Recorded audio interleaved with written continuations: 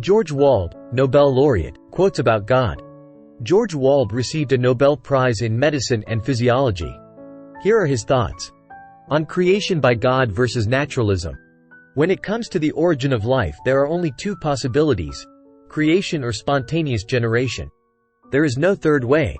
Spontaneous generation was disproved 100 years ago, but that leads us to only one other conclusion, that of supernatural creation. We cannot accept that on philosophical grounds, i.e., metaphysical materialism.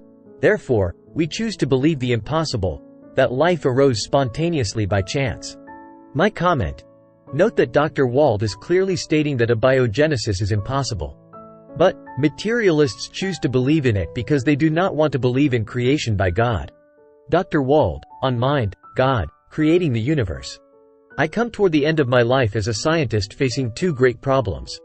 Both are rooted in science, and I approach both as would only a scientist. Yet I believe that both are irrevocably, forever, unassimilable as science. One involves cosmology, the other, consciousness.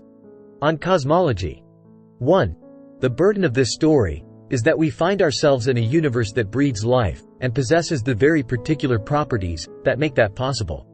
The more deeply one penetrates, the more remarkable and subtle the fitness of this universe for life appears. Endless barriers lie in the way, yet each is surmounted somehow. It is as though, starting from the Big Bang, the universe pursued an intention to breathe life. Such is the subtlety with which difficulties in the way are got around. Such are the singular choices in the values of key properties that could potentially have taken any value. 2. And now for my main thesis. If any one of a considerable number of the physical properties of our universe were other than they are, some of those properties fundamental, others seeming trivial, even accidental, then life, that now appears to be so prevalent, would be impossible, here or anywhere. On consciousness. I know that I see. But does a frog see? It reacts to light. So does a photoelectrically activated garage door. Does the frog know that it is reacting to light? Is it self-aware? Now the dilemma. There is nothing whatever that I can do as a scientist to answer that kind of question. Does that garage door resent having to open when the headlights of my car shine on it? I think not. Does a computer that has just beaten a human player at chess feel elated? I think not, but there is nothing one can do about those situations either. I had already for some time taken it as a foregone conclusion that the mind, i.e., consciousness, could not be located.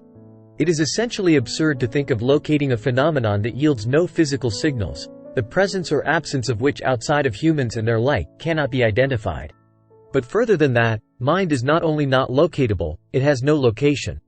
It is not a thing in space and time, not measurable, hence, not assimilable as science. On Mind and Matter. 1.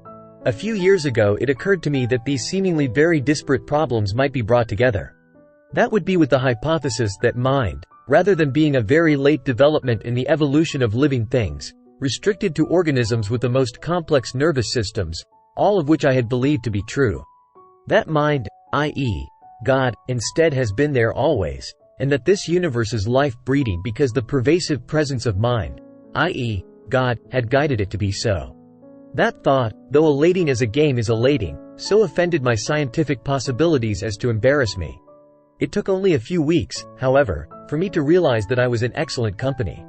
That kind of thought is not only deeply embedded in millennia-old philosophies, but it has been expressed plainly by a number of great and very recent physicists. Physicist Arthur Eddington: the stuff of the world is mind stuff.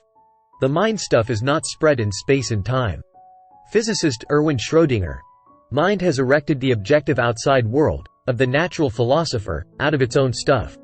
2. When I speak of mind pervading the universe, of mind as a creative principle perhaps primary to matter, I am speaking of God. Thanks for watching. Please like, share, and subscribe.